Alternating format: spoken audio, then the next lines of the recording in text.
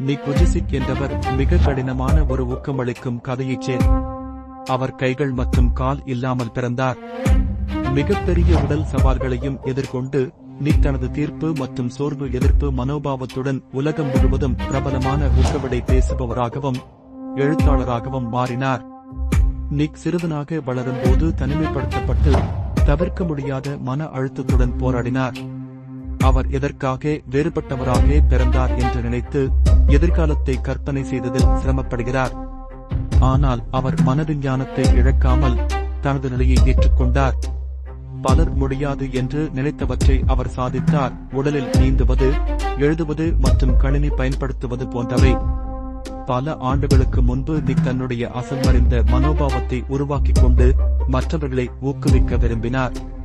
இன்று அவர் உலகம் முழுவதும் சுற்றி தன்னுடைய கதையை பகிர்ந்து பிறரை அவர்களது சவால்களை தாண்டி முன்னேற ஊக்குவிக்கிறார்.